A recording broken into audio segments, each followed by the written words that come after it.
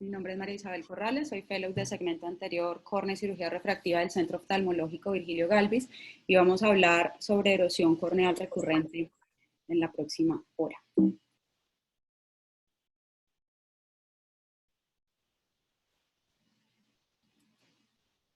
Este es el contenido de la presentación, los artículos de los cuales hemos tomado la información para revisar el tema. De manera de introducción, entonces, les quiero contar que el síndrome de erosión corneal recurrente es una condición crónica y reiterativa que es de difícil manejo a pesar de más de un siglo de avances en tratamientos, en la ciencia de la córnea. Es difícil de manejar y es un desafío para los oftalmólogos. El paciente generalmente se presenta con unos episodios de dolor repentino, que es lo más característico en este cuadro clínico, además de otros síntomas que vamos a ver más adelante. Generalmente se asocia a un trauma o a una distrofia, en algunos casos, distrofias corneales. La mayoría de los pacientes responden de manera exitosa a un manejo conservador, pero dadas las recurrencias y la cronicidad, se pueden presentar, podemos tener pacientes que tengan un cuadro clínico de difícil manejo con recurrencias frecuentes y debilitantes, y para esto afortunadamente se cuenta con una amplia gama de terapias que tenemos a la mano para recurrir a ellas. Hablando un poco de historia, en 1872 se describió por primera vez este cuadro clínico por Hansen como una queratitis vascular neurálgica intermitente. 2 años después, von Arlt la describió como una condición similar y ambos reconocían que había un trauma previo que había sido la causa de esa condición. Seeley en 1900 describió un epitelio corneal irregular, recubierto con puntos grises, y hasta 1921 Vogt... Fernando Briceño, apaga el micrófono. Usando la tinción con fluoresceína y el examen con lámpara de hendidura, pudo ampliar un poco esta descripción. En 1945 reportan que Chandler describe o categoriza la erosión corneal recurrente como 2 tipos. Un tipo de macroforma o macroerosiones, que son esas pérdidas grandes de epitelio acompañado de síntomas graves que pueden durar varios días en resolverse, y un tipo microforma o microerosiones, donde las áreas de pérdida epitelial son más pequeñas. En ese momento pues referían como el tipo más frecuentemente presentado entre los pacientes, con síntomas un poco más leves y de duración más corta.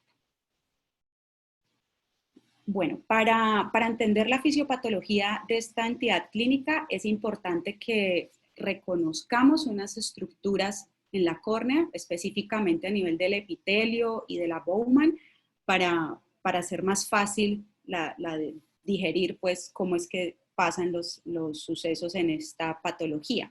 Entonces, en esta imagen que están viendo, es un corte histológico del epitelio corneal, donde recordemos que el epitelio es una multicapa celular. Entonces, acá tenemos las células basales, que son epitelio columnar, si las ven pues como en forma de columnitas, ancladas a una membrana basal que está entre ellas y la capa y la Bowman. Acá vemos unas celulitas, las capas, esta es una sola capa, 1 o 2 capas de células columnares. Luego viene una capa en la mitad que son unas células como en forma de alitas, tienen unas prolongaciones hacia los lados, como vemos acá, y por eso se llama un wing cells o células alares. Y las células más externas, pues las que están directamente en contacto con la superficie, son las células superficiales, que son más planas. En este esquema, quiero que entendamos y podamos un poquito distinguir las estructuras que están participando en esta patología. Entonces, acá está nuevamente la multicapa celular del epitelio, y lo que vamos a ampliar es este esquema, que es la unión entre las células basales y la membrana basal epitelial, que en este caso está representada por esta línea violeta delgada, y luego la Bowman, rojita acá. Entonces, en este punto es donde se da ese complejo o esa estructura de adhesión para mantener firme ese epitelio. Entonces, ampliando esta partecita, acá en este lado, lo que vemos son la descripción de los hemidesmosomas que están siempre uniendo las células basales con la membrana basal epitelial. Recordemos que los hemidesmosomas solo están en esta parte. Los desmosomas están intercelulares, como ven los puntitos amarillos acá. Entonces, los hemidesmosomas cuentan con diferentes proteínas de anclaje, con plectina, integrinas, colágeno tipo 17, que son estructuras que se unen o trabajan para fortalecer esa adhesión entre las células basales y el epitelio, perdón, y el epitelio y la membrana basal del epitelio. Entonces, aquí vemos unas placas también de anclaje conformadas por laminina, por fibras de colágeno, y acá vemos en la Bowman que están esas prolongaciones de las fibras de colágeno que también participan en esa adhesión firme de estas estructuras. Entonces, esto es importante para que entendamos que cuando se altera la integridad de estas estructuras, se presenta esa débil adhesión entre ellas y se facilita la descamación o la separación de estas células epiteliales. En esta imagen quiero que entendamos cómo es que se da el proceso de regeneración epitelial después de un trauma o una injuria. Entonces, cuando tenemos un trauma y se pierden células epiteliales, se expone esa capa de Bowman, ese estroma, y hay una apoptosis de los queratocitos que activa a las stem cells, a las células madre, que en este caso están representadas por estas celulitas verdes, las activan y ellas migran y lo que hacen es recubrir ese estroma desnudo con una matriz de fibronectina que va a actuar en este punto donde no hay células epiteliales como una plataforma para facilitar la migración celular. La migración celular de estas células epiteliales viables que estaban adyacentes y que deben migrar, desplazarse y cubrir este defecto para posteriormente proliferar y regenerar el epitelio y las otras capas que ya mencionamos en las diapositivas previas. Esta es una imagen un poco ampliada de lo que estábamos viendo anteriormente y solamente la coloco para que resaltemos que cuando hay defectos en estas integrinas, específicamente alfa 6 y beta 4, que están ahí en la unión de las células epiteliales con la lámina lúcida de la membrana basal epitelial, y alteraciones en el colágeno tipo 7, es que se presentan ese tipo de distrofias de la membrana basal epitelial y de erosiones corneales recurrentes. Estas imágenes, el doctor Tello muy amablemente me facilitó un artículo donde muestran o hacen un estudio histológico de cómo son los cambios en el epitelio, en esa unión entre el epitelio y la membrana basal, en los pacientes que tienen erosiones corneales recurrentes. En este caso es no traumática, entonces lo que muestran las imágenes son el acúmulo de un material subepitelial anormal. Entonces aquí tenemos las células basales del epitelio, luego debemos encontrar la membrana basal del epitelio, que en este caso es esta hiperreflectiva que vemos aquí, pero vemos que hay un acúmulo anormal entre ella, entre la membrana basal y las células epiteliales por acumulación de restos de detritos de fibronectina, de colágeno y de material amorfo que se deposita en estos pacientes que tienen una regeneración aberrante del epitelio.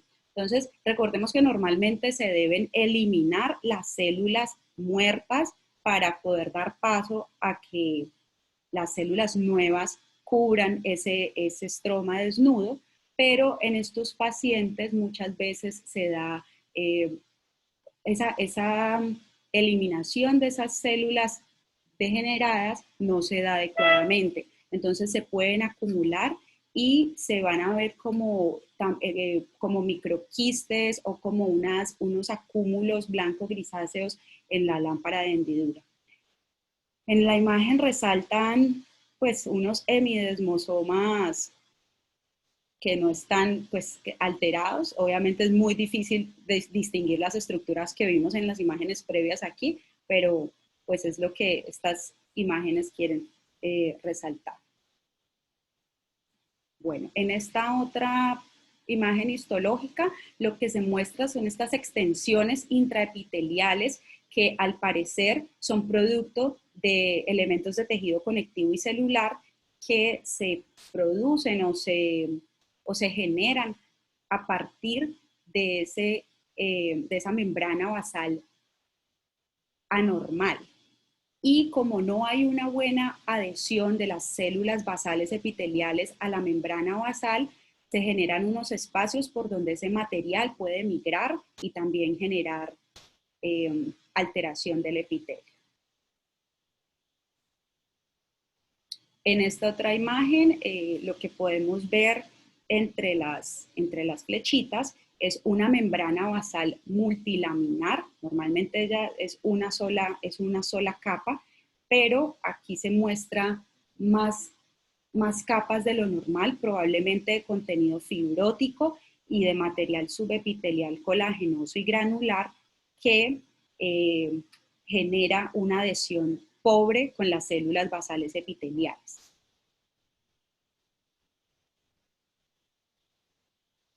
Acá en esta otra imagen también se resalta esa membrana engrosada, esa membrana basal engrosada. Aquí vemos cómo están conservadas las varias capas del epitelio, las células basales del epitelio y toda esta área desnuda de células basales epiteliales.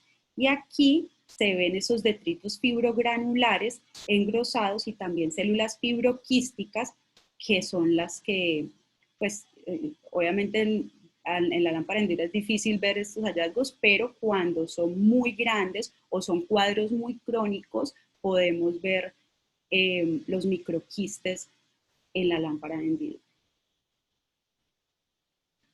Sobre la etiología, entonces, los reportes de diferentes autores muestran que hay un trauma asociado en más del 50% de los casos o degeneración de la membrana basal epitelial entre un 20 a un 30% de los casos.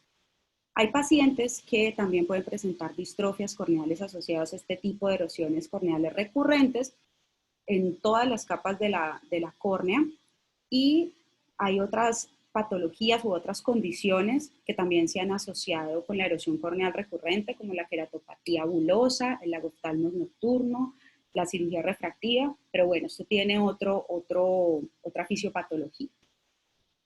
Que han descrito en algunos artículos pacientes con rosácea, con blefaritis, con ojo seco, tienen niveles aumentados de citoquinas inflamatorias como la metaloproteinasa 9, la interleuquina 1, que facilitan esa degeneración de las células o del epitelio y hace que se descame mucho más fácil comparado con un paciente que no presenta estas condiciones. Esas citoquinas están aumentadas en la lágrima. En blefaritis, me llamó la atención en uno de los artículos que resaltaban lo bien documentado que está la asociación entre blefaritis por estafilococo epidermidis, que coloniza el margen de los párpados en los pacientes con rosácea con blefaritis crónica, y la tendencia que tiene esta bacteria a producir niveles altos de lipasas bacterianas. Entonces, esas lipasas actúan sobre los esteres de grasa de las secreciones de meibomio y generan unos ácidos grasos que son tóxicos. Y ese aumento de esos niveles de ácidos grasos en la lágrima se ha asociado con un aumento de citoquinas inflamatorias como las que mencionamos previamente. estas dos. Entonces, esto interfiere con el proceso de curación y la posterior formación de hemidesmosomas incompetentes y complejos de unión que predisponen a la erosión corneal recurrente. En cuanto a la predilección por el género, no hay diferencia marcada en los artículos que hemos leído, ni la etnia. Lo que se han reportado es que, aunque es una condición que se puede presentar entre los 30 y los 80 años, la tasa más alta encontrada es entre los pacientes de 30 a 40 años.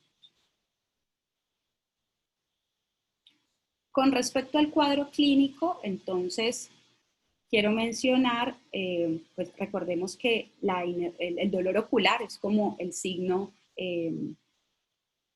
primario aquí, entonces es importante recordar la inervación de la córnea, las terminaciones nerviosas del nervio ciliar, de los nervios ciliares largos provenientes de la rama del trigémino, son las que van a dar la inervación a la córnea, y resulta que esas terminaciones llegan a nivel de la Bowman, del estroma y de la Bowman, y cuando se pierde, las células epiteliales quedan expuestas, se irritan y son lo que generan ese dolor súbito y fuerte del que se queja el paciente generalmente en horas de la mañana al despertar.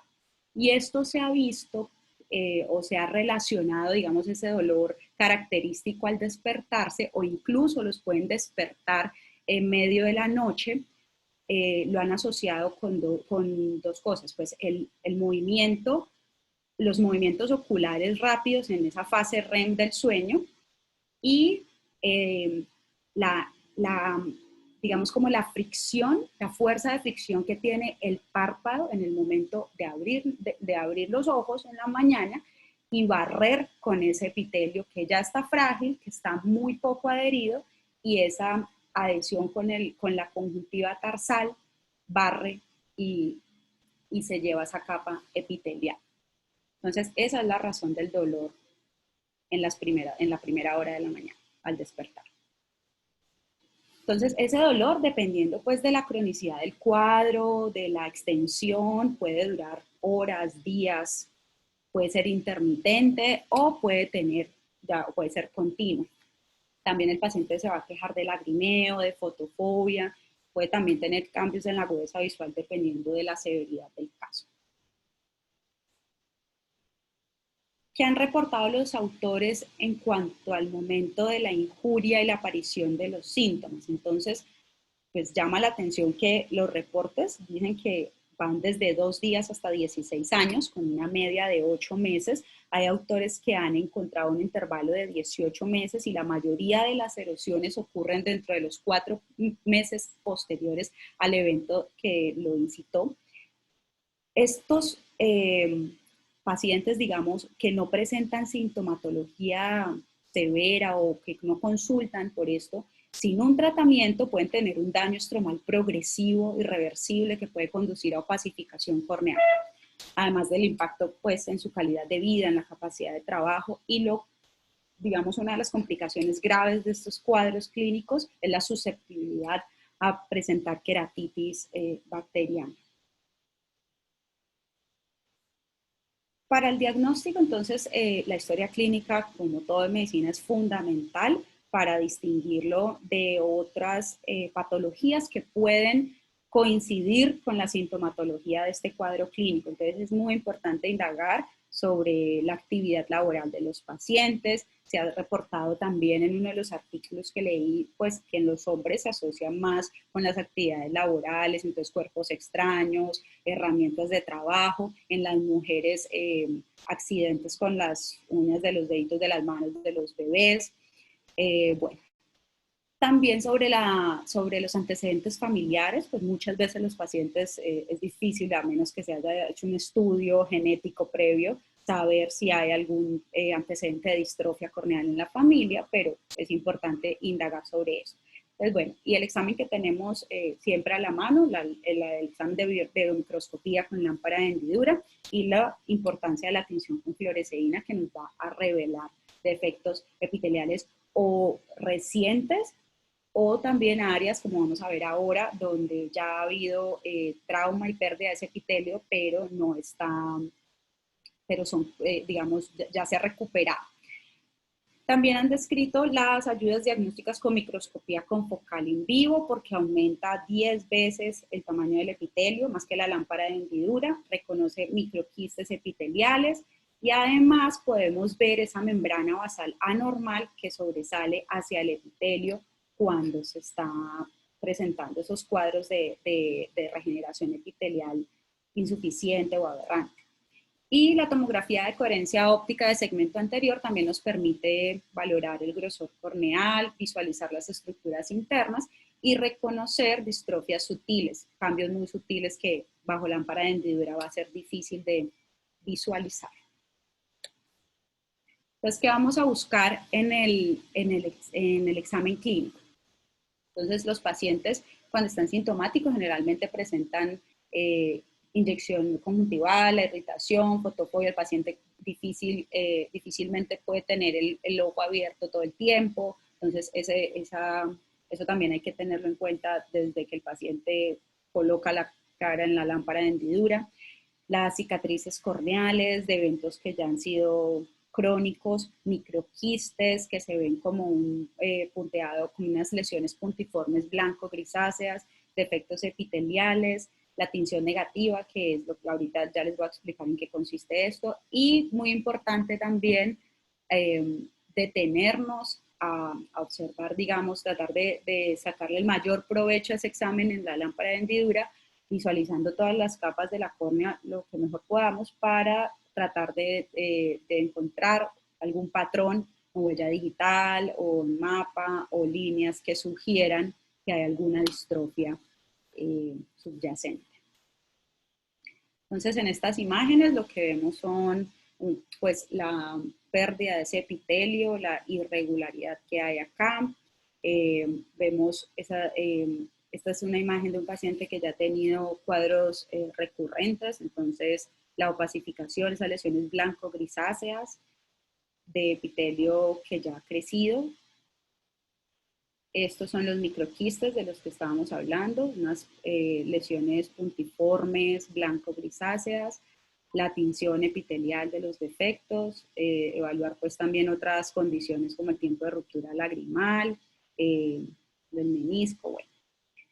Y esto es lo que hace referencia al término de tinción con fluoresceína negativa.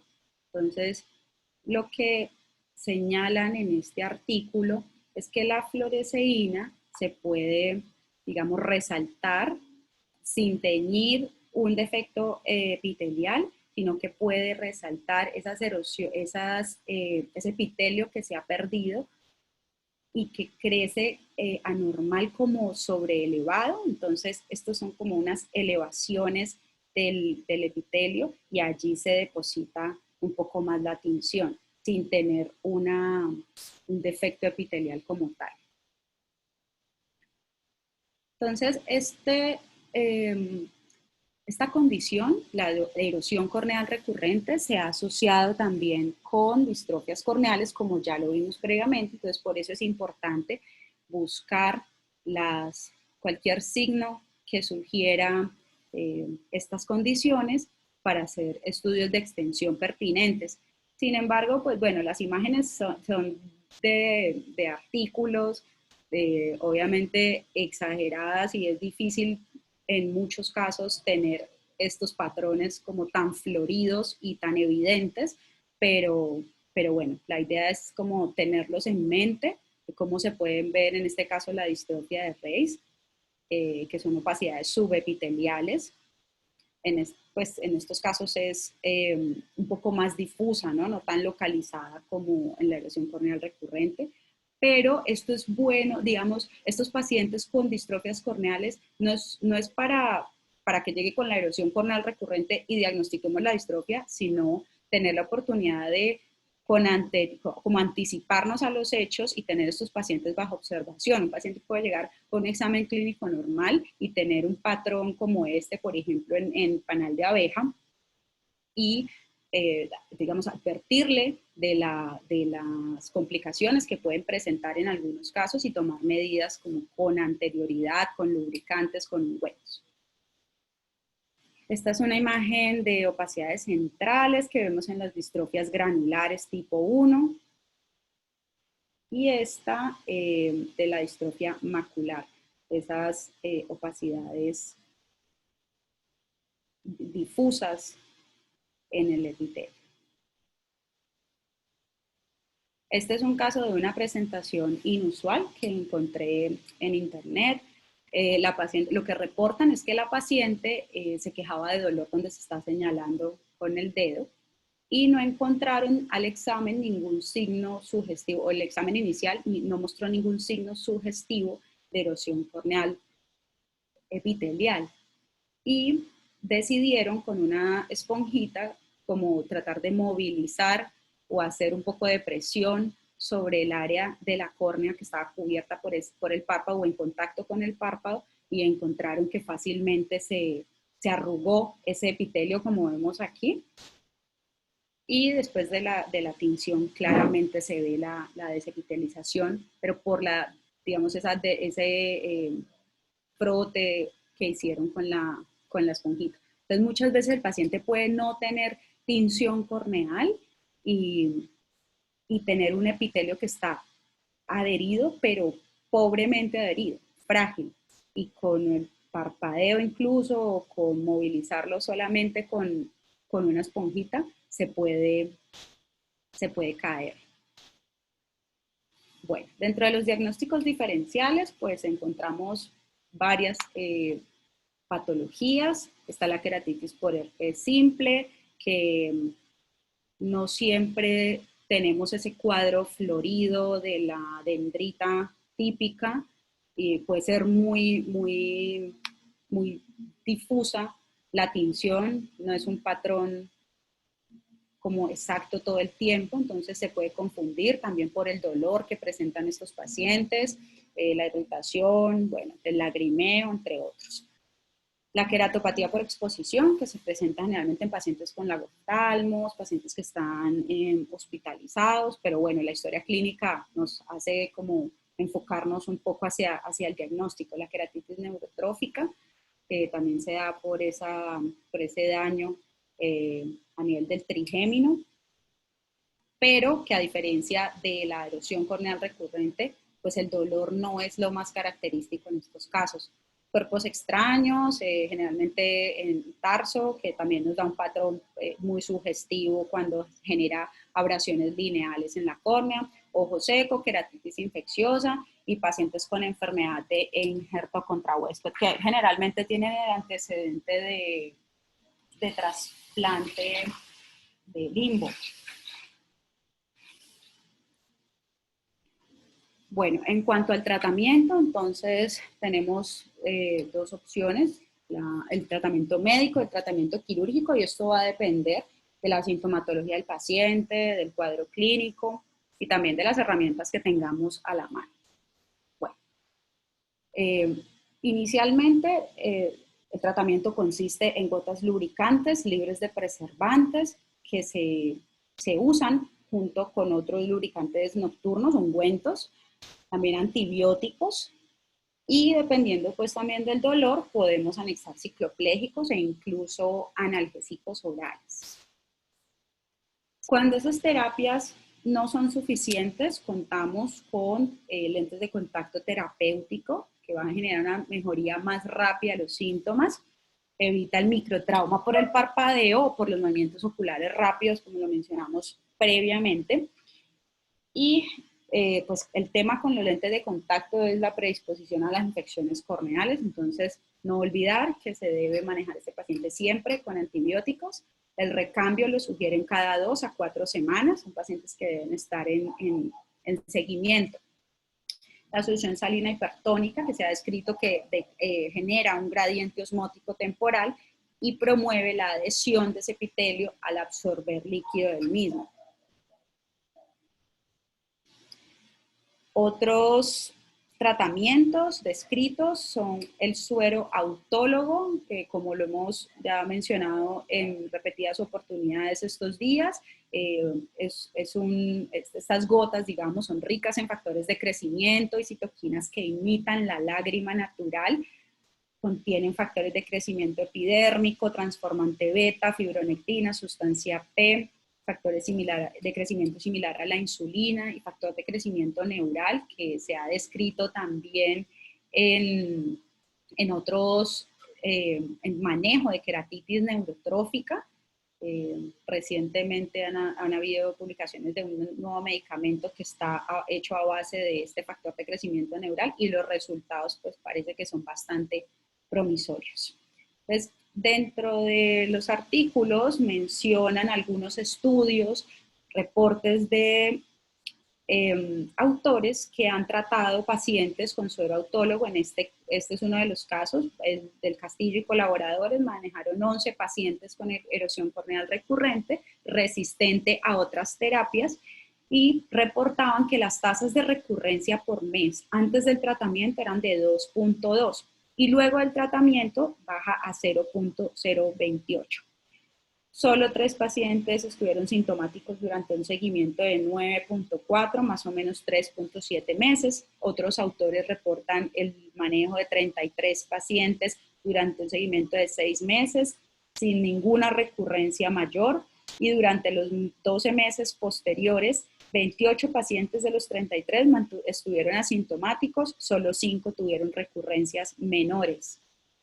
Entonces, el suero autólogo es una buena herramienta para el manejo de estos pacientes. También está descrito el suero halogénico en pacientes con acceso venoso deficiente o anemia severa, de los cuales pues también es que lo escriben en los artículos, pero creo, si no me equivoco, que pues del volumen que se necesita extraer de sangre para esto no es mucho, pero bueno, así estaba descrito en los artículos. ¿Cuál es el riesgo de manejo con suero halogénico? Pues el rechazo o la irritación, porque pues no va a ser sangre del paciente, sino de otra persona. También hay estudios descritos con sangre de cordón umbilical que, según lo que reportan, los resultados son mucho mejor que con el suero autólogo. Esta sangre, pues, lo que mencionan es que tienen altas concentraciones de factores de crecimiento y neurotróficos. Entonces, pues, bajo el consentimiento de las madres han tomado muestras y se han hecho estudios comparando suero de sangre de cordón umbilical versus lágrimas artificiales, y en este resultado a 15 meses de seguimiento encontraron que la tasa de recurrencias era muchísimo menor para el grupo del cordón umbilical comparado con las lágrimas artificiales.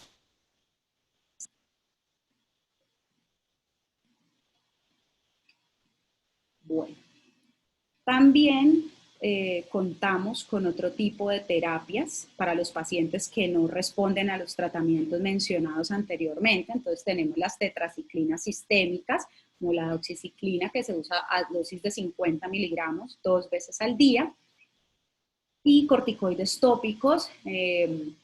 La dosis de estos corticoides, no, digamos, en algunos artículos está reportado 2 a 3 veces al día, pero no está como bien, depende mucho pues del cuadro clínico, de la condición en la que vemos el paciente.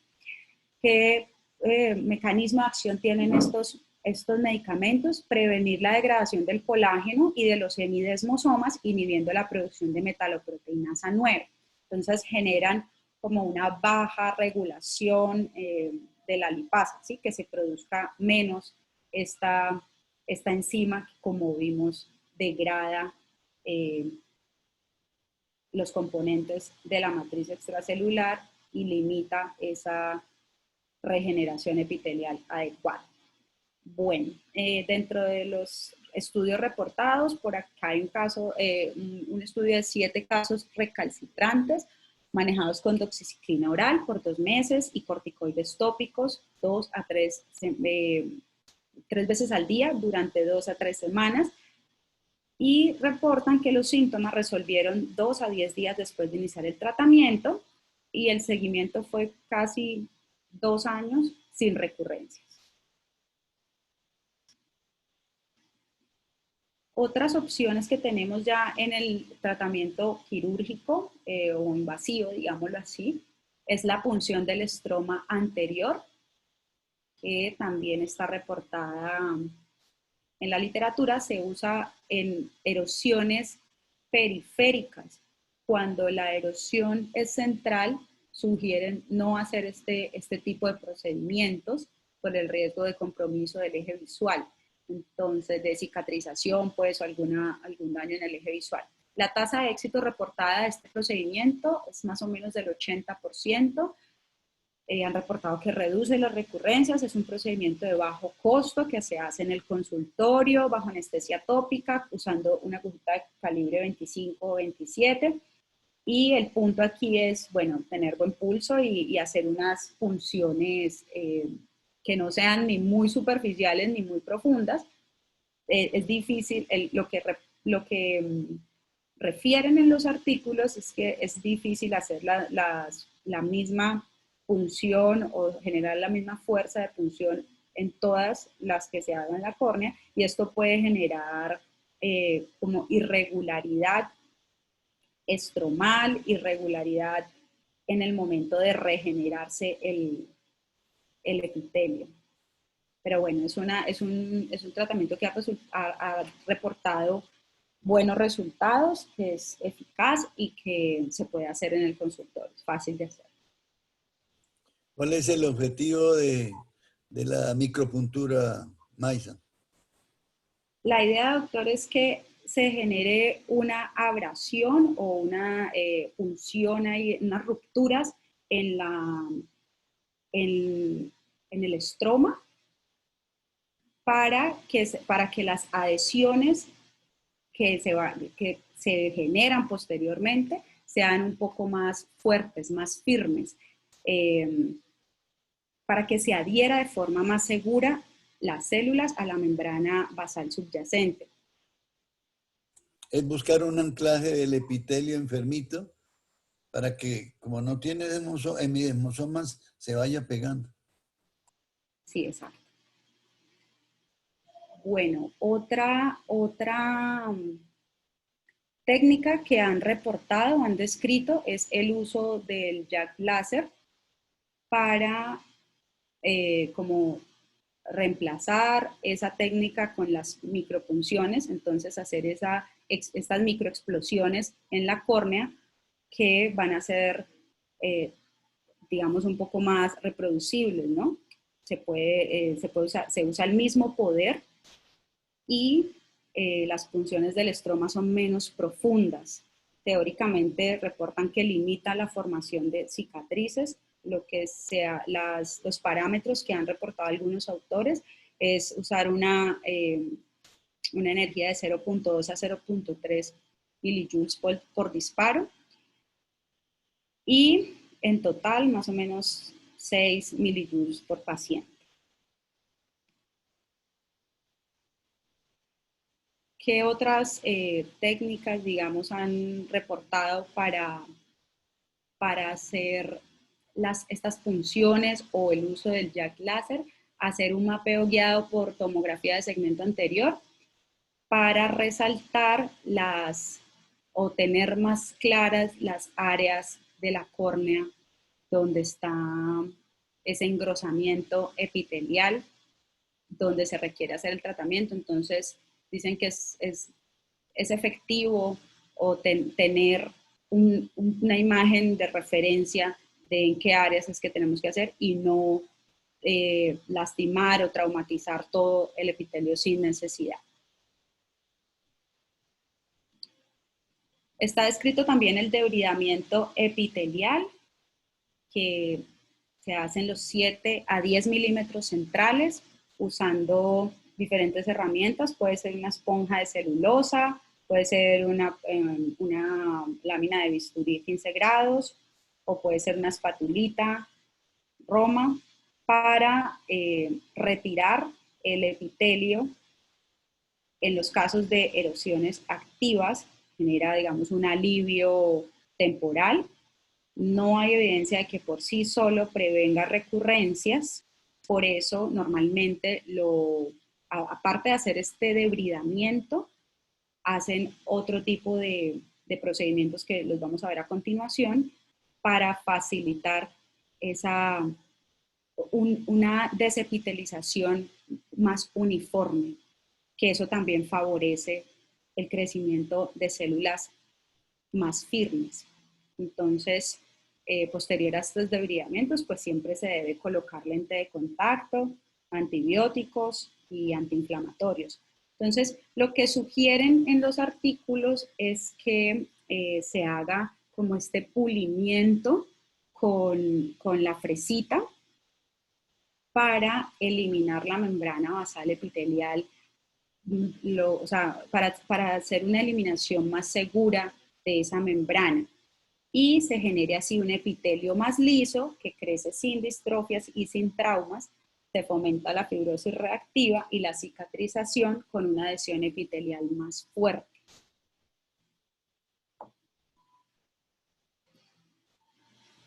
La delaminación con alcohol es otra técnica que también está descrita con anestesia tópica. Se usa alcohol diluido al 20%, más o menos 50 a 75 microlitros. Se deja por 40 segundos y se elimina con una esponjita se absorbe pues ese alcohol, se irriga con solución salina estéril y se despega con una espatulita. Lo bueno de esta técnica es que se puede enviar ese epitelio a examen histológico. Es una técnica que no perfora ni interrumpe la Bowman y esto pues disminuye la aparición de Hayes cornea. Este es el caso del paciente que previamente les estaba mostrando lo de la tinción negativa. Lo coloco nuevamente porque a este paciente le hicieron el procedimiento con delaminación con alcohol. Entonces aquí vemos, nosotros usamos normalmente como un anillito que nos permite tener, mejor dicho, que se contenga el alcohol en solo la parte que queremos desepitelizar y no se riegue pues, por la irritación que genera. Entonces, luego se usa la esponjita para absorberlo, se lava con solución salina y se obtiene en una plaquita el epitelio que se ha quitado para estudios posteriores. Este es el paciente, el mismo paciente con la tinción de la gran erosión que tiene central. Esta es la tinción positiva y esta es la tinción negativa y esta es la imagen de cómo se ve posterior a la delaminación con alcohol.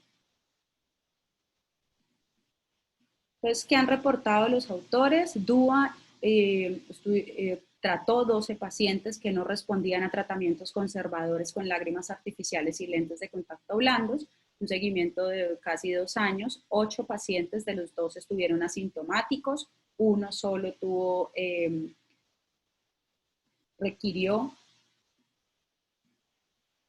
uno solo tuvo dolor al mes siguiente del procedimiento y 2 pacientes continuaron teniendo recurrencias, pero no requirieron intervenciones quirúrgicas adicionales. Otro de los autores reportó el manejo de 20 ojos de 20 pacientes seguidos a 1 año, 15 de los cuales permanecieron asintomáticos y 3 recurrencias leves que no requirieron cirugía adicional. Otra técnica descrita es la queratectomía fototerapéutica, donde lo que hacen es ablacionar 5 a 7 micras de estroma anterior con unas tasas de éxito de 60 al 100% según algunos estudios y unas tasas de recurrencias comparables con el fresado que mencionamos previamente con la fresita. Esta técnica también la han reportado asociada a PRK en pacientes que tienen defectos refractivos, entonces se puede usar.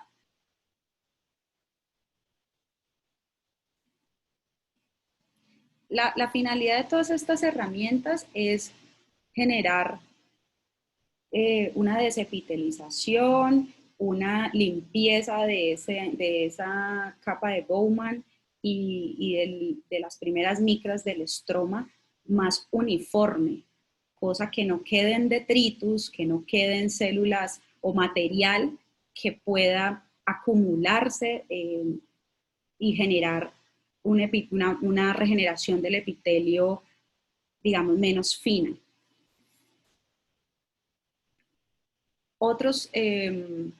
Otras estrategias que están mencionadas es el uso de membrana amniótica para proteger la córnea del trauma por el parpadeo, que actúa pues similar al lente de contacto, estimula además la adhesión y el crecimiento de las células epiteliales. Esta imagen en particular es de una paciente del consultorio que pues muchos ya vimos la historia previamente en la conferencia del doctor Víctor, que es la paciente con una quemadura, un antecedente de quemadura por capsaicina, que ha tenido una erosión corneal pues por muchísimo tiempo y se recurrió a esta técnica para el manejo de la misma. ¿Qué otros enfoques le han dado a este cuadro clínico, a esta entidad clínica? Entonces, son reportes de un caso clínico, reportes de casos, mejor dicho. Entonces, no es algo pues que se hayan hecho ensayos clínicos para verificar o comprobar su eficacia. Entonces, han descrito el uso de toxina botulínica intramuscular en pacientes para reducir los movimientos oculares en la noche y prevenir el desarrollo de erosiones, al parecer con éxito. Otros autores han descrito cocaína en la córnea para facilitar el debridamiento epitelial, similar a lo que hace el alcohol. Y también han descrito la combinación de péptido derivado de la sustancia PEP con factores de crecimiento similar a la insulina para tratar a estos pacientes. Pues son casos que han resuelto con éxito, pero hacen falta pues estudios grandes para confirmar su evidencia. En este artículo, simplemente pues lo traigo, es uno de los artículos que me compartió el doctor Tello, bastante difícil de digerir, es pura genética, entonces, y si me equivoco, doctor Tello, pues le pido que por favor me corrija, pero lo que entendí de todo esto es que el doctor Aldave, que es especialista de córnea de UCLA, un estudio con su grupo, donde reportan que la mutación en esta proteína, COL17A1, que es un componente de los hemidesmosomas, es la causante de la distrofia de erosión recurrente epitelial. Pero más allá de eso, lo que proponen con el estudio es que la distrofia corneal ligada al cromosoma 10, las posiciones 23 y 24 del brazo largo, se clasifique como distrofia de erosión recurrente epitelial, porque comparten esa base genética. Entonces, lo que entendí es que a esta distrofia, a los pacientes con esta distrofia, se les ha estudiado, no se les ha hecho como un estudio muy amplio, y ellos lo que hicieron con un grupo de pacientes que tenían esta distrofia fue hacer una extensión del exoma, como estudiar toda esa base pues genética, y encontraron esa relación de la mutación en este gen. Entonces lo que sugieren es que se clasifique esta distrofia como distrofia de erosión corneal recurrente. Y además también proponen que estas distrofias que están viendo acá en la parte inferior, estas tres, sean también estudiadas porque están encabezadas bajo el título de distrofia de erosión corneal, de erosión recurrente epitelial, porque estos pacientes en común presentan erosiones en la primera década de la vida y luego fibrosis subepitelial, y sugieren que o alientan a que se detecte la mutación en este gen en las familias afectadas por estas distrofias para ver si comparten la misma base genética de la distrofia de erosión recurrente y como englobarlas a todas en lo mismo. Entonces, simplemente son estudios genéticos que adelantan algunos investigadores interesados en el tema. Bueno, y este es un caso clínico también del consultorio, un paciente con una historia bastante larga. Desde el 2014 el paciente presenta el paciente llega después de una cirugía de pterigio que le han hecho, con un poco de sensación de cuerpo extraño y molestias, refiriendo que le habían dicho que tenía una úlcera corneal y que pues necesitaba tratarse. Estas imágenes no son del 2014, son imágenes, en el momento pues teníamos historia clínica a mano y no tenemos fotos de ese momento, pero tenemos esta del 2016, que fue lo que desarrolló el paciente después de tener una ulcerita normal. Entonces, la historia va a que el paciente le detectaban erosiones, es un defecto epitelial persistente, le hicieron manejo con todos los tratamientos conservadores que vimos previamente, lubricantes, ungüentos, antibióticos, le hicieron micropunciones en el estroma anterior en ese momento.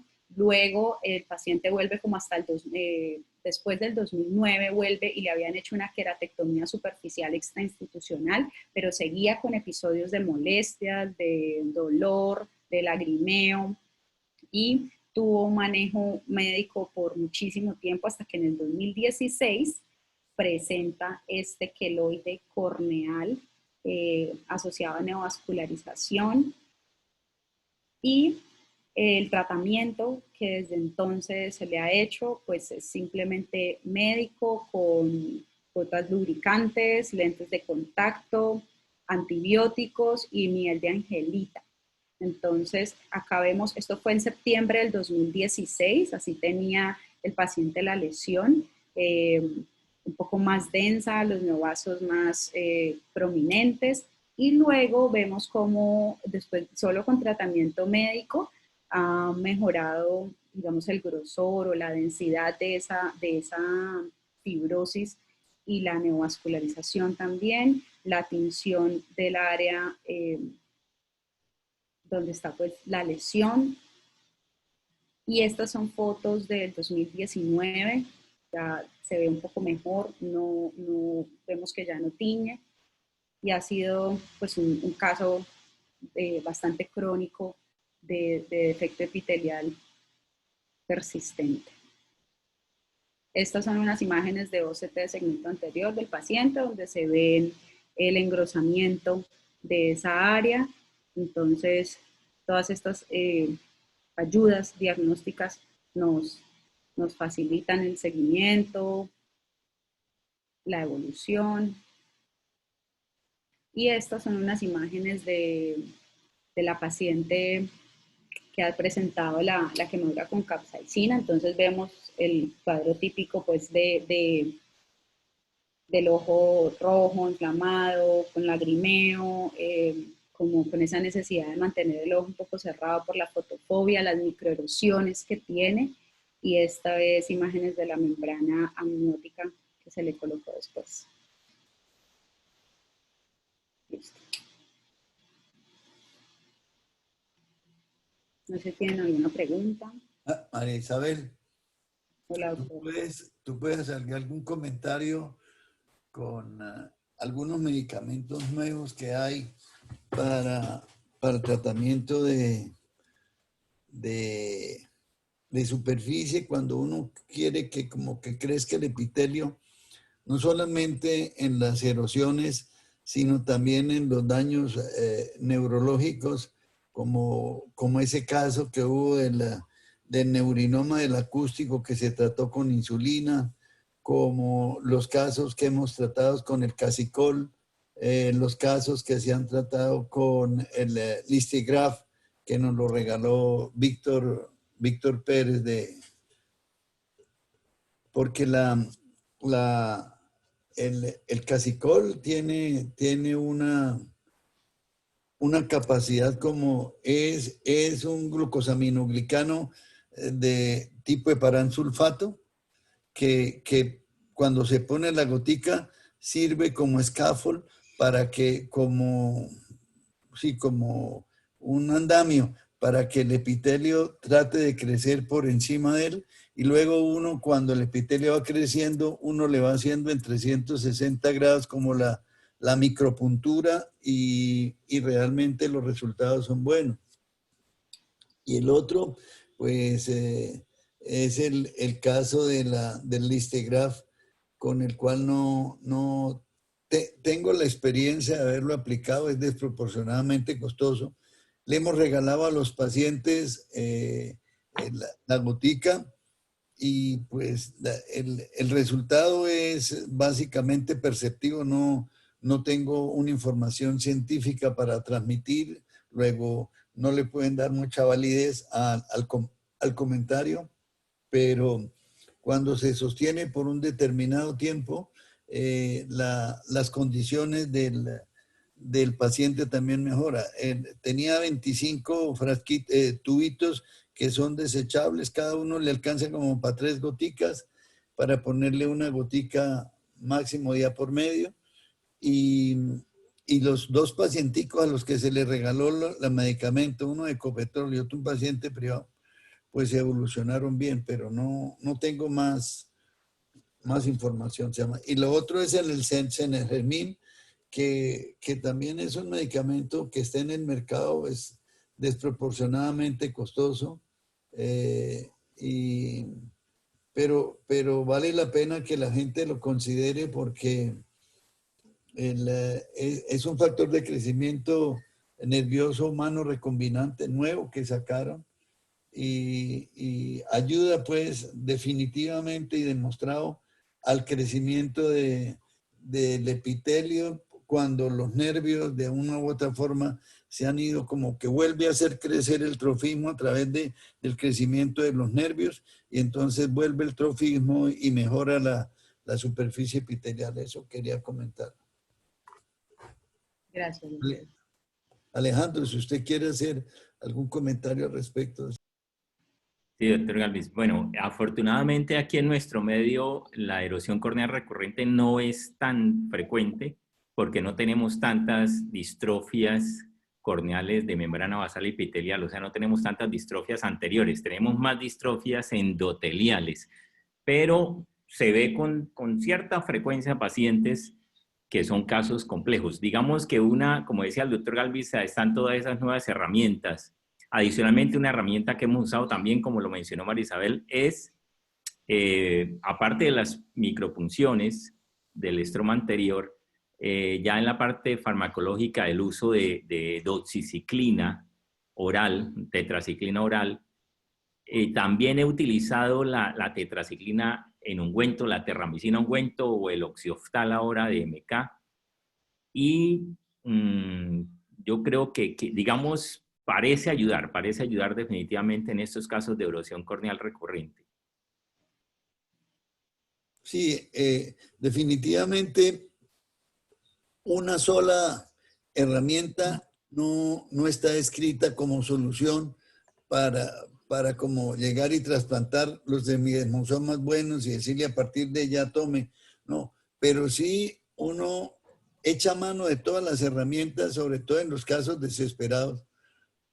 Cuando son traumáticos, muchas veces la sola micropuntura, el lentecito de contacto y tener la paciencia, esto mejoran. Pero hay otros casos en donde hay patologías sistémicas agregadas, y el beneficio del tratamiento lo da la paciencia y la combinación de todo lo que María Isabel muy bien ha presentado.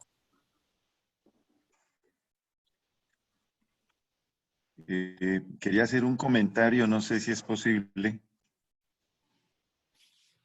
Claro, doctor. María Isabel, muchas gracias. Mira, es que me estaba pensando, en ocasiones hay pacientes que nos llegan a la consulta quejándose de dolor, digamos, que muchas veces no tenemos como causa muy clara, y los encasillamos, por lo menos en la consulta de neuro, como pacientes con fotooculodinias. Y acabo de recordar que esos pacientes muchas veces tienen un antecedente de un trauma ocular mínimo en la córnea. pudiera tratarse entonces de un síndrome de erosión recurrente de la córnea mínimo que no haya sido diagnosticado, para que lo tengamos presente. Sí, doctor, sin duda.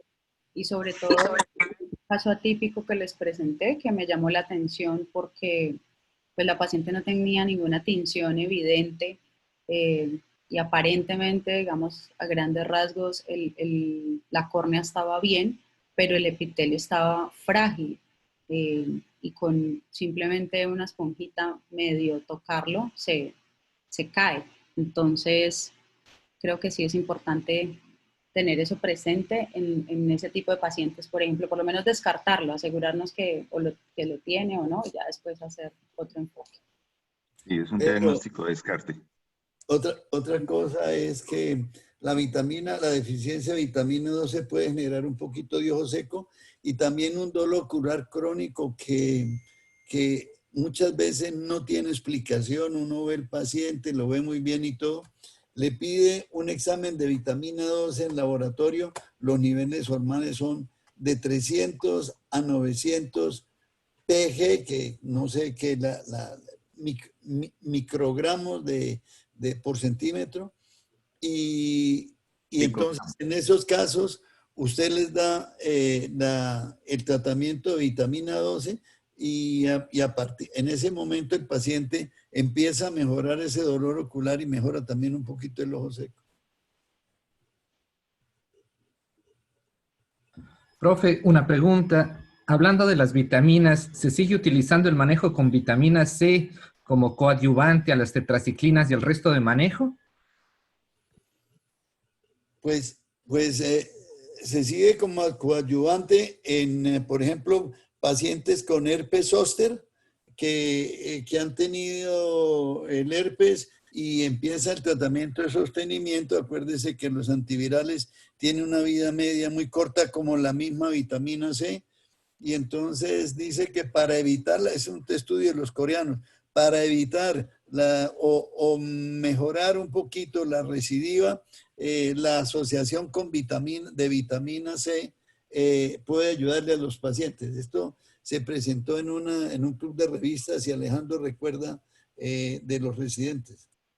Sí, doctor Galvis. Y sí, Álvaro, efectivamente, además de eso, de que parece disminuir un poco la posibilidad de recidiva, sí parece que estimula un poco más la epitelización en córnea. Se ha demostrado, recientemente revisamos ahí también in vitro y en vivo, experimentalmente se ha demostrado. No hay muchos estudios clínicos, pero pues sí, la usamos y tiene lógica. Digamos, ahorita hace poco, también revisando el tema, encontramos que en el epitelio corneal hay 15 o 20 veces más ácido ascórbico que en el acuoso. Y en el acuoso, acordémonos que hay 20 veces más que en el plasma. Es decir, que en el epitelio corneal hay 400 veces más vitamina C que en el plasma. O sea, que se concentra muchísimo allá. Y efectivamente tiene que ser muy importante para el epitelio. Por eso, sí la seguimos dando. Estamos explorando la posibilidad de usarla por vía tópica, pero todavía pues no hemos llegado a cómo poder usarla por vía tópica en córnea. La estamos dando sistémica, una dosis de 2 a 3 gramos al día. Es importante en lo que hemos visto que los 2 o 3 gramos no se den de un solo papazo porque el organismo rápidamente los elimina y si uno quiere mantener una saturación de niveles de vitamina C, es mejor repartirlo en 3 tomas al día. Desayuno, almuerzo y comida, se toma su capsulita de 500 o de 1 gramo de vitamina C y da mayor sostenibilidad que ahora ve uno que puede ser representativo para evitar todavía más la residuo, porque usted se toma los 2 gramos por la mañana, por la tarde ya no tiene vitamina C circulando. Listo, profe, muchas gracias. Bueno, el doctor Pedro Luis tiene también un anuncio de una invitación del grupo de Paraguay para una charla de neurooftalmología. Doctor Pedro Luis. Bueno, la doctora Emily Carren, neurooftalmóloga, compañera nuestra que está radicada en Asunción, allá con el famoso Miguel Escalamoña, no sé si se acuerdan algunos colegas de él. Ella está coordinando un curso con sus residentes, pero esta tarde nos va a acompañar el doctor Thomas Hedge desde Baltimore, creo que está él, y va a hablar de radiología en oftalmología, o sea, la importancia de la radiología o de las radioimágenes en oftalmología. Sería interesante, Alejandro, invitar al doctor Juan Carlos, a Daniel Mantilla o a Federico Lubinos para que de pronto nos acompañen. El curso empieza a las 16 horas, hora del Paraguay, que vienen a hacer aquí las 15 horas, creo, a las 3 de la tarde. De 3 a 6 de la tarde podríamos aprovechar de 3 a 5, porque a las 5 tenemos lo de parálisis del tercer nervio. Entonces están invitados. El link yo te lo hice llegar ayer para que ustedes entren al Zoom a esa hora, 3 de la tarde. Lo estaré mandando en este momento al correo. Perfecto, perfecto. Hay un curso de macropapilas, ahorita a las 11:30, con el doctor Mario de la Torre, en Zoom para los que quieran. Ah, chévere. Es muy interesante. Camilo, ¿tú mandas el link? ¿Y es por Zoom también? Sí, es por Zoom. Ya les mando el link. Pues mi chica, no sé cómo hacerlo, pero ya miro cómo. Capturas la foto y la reenvías al chat de egresados, por ejemplo, la capturas. Listo, ya lo mando. Ahí Hay una cosa que todo el mundo está ahora haciendo conferencias aprovechando el confinamiento. Desafortunadamente muchas charlas se nos van a cruzar. Entonces tenemos que aprovechar y coordinar para que saquemos el mayor provecho de todas estas conferencias. Eso ya es una responsabilidad del doctor Alejandro Tello, pero hay que darle prioridad. Obviamente, si son charlas fuera de serie, pues nosotros posponemos lo de nosotros, pero la academia nuestra tiene que seguir y fíjate que hay mucha gente que se está vinculando a nosotros. Perfecto. Entonces, yo diría eso, no sé, respetable la posición de Alejandro, que es el coordina, y el doctor Berrospi, que es el que maneja fellows y residentes. Pero de todas maneras, Juan Camilo, manda la... ya la mandé. Está en Lástima que instructores. valga $250 la entrada, pero no, mentiras. Está en instructores y está en egresados de la FOS. ¿Eso es el correo? En el En el email. chat, está en el chat. Abajo dice, la ID de la reunión es 94 54 07 09 0. Y ahí está el link. Me lo acaba de mandar el doctor Mario hace un momento. Yo le pido el favor de que me explique cómo hago del chat para pasar al computador y Jefe, dar vida al Zoom. cuando yo esté conectado, lo invito automáticamente. Por el internet. Sí, yo lo invito, tranquilo. Bueno, ¿a las 3? Ahorita no, a las 11:30. Ah, bueno. Y ahí acabo de mandar la foto, la captura de la foto del chat a las 16 horas del doctor Thomas Hedges de New England Eye Center en Boston. Ahí está el número del Zoom y la conferencia se llama Radiología para Oftalmólogos. Sí, vale la pena invitar al doctor Mantilla, a Danielito y a Lubinos. A Lubinos, que es el amigo de Pierre Cardin. ¿Sigue en Lebrija? Sí, aquí estamos recogiendo naranjitas. Si se le ofrecen, manden un motorizado y mandamos. ¡Ay, qué! Mucha vitamina C. Se contaminan por el camino. Bueno, entonces, mil gracias y pueden ir al baño para que a las 11:30 se le peguen a Camilo. Chao a todo el mundo. Gracias. Nos vemos a las 3 de la tarde con la charla de Pedro y a las 5 de la tarde con la charla de la doctora Daniela Rueda de parálisis del tercer nervio. Doctor, también hay una charla a las 3 de la tarde de la doctora Jimena Núñez y creo que otros 2 oftalmólogos sobre crosslinking y trasplante de Bowman en teratofono. ¿Nos puede compartir el vínculo? Gracias. Porque sí. Es por, pues se puede por Zoom y también se puede por Facebook Live de Ophthalmo University, creo que es el nombre del Facebook. Sí, y nos puede compartir el vínculo, doctora, al correo o al WhatsApp. Gracias. Sí, señor, se lo voy a enviar. Hasta luego y espero la información, Camilo. Sí, se la mando a su correo para que ahí entre, Virgilio. Bueno, muchas gracias a todos. Nos vemos ahora en la otra charla, pues, esta tarde a las 5. Gracias. Hasta luego.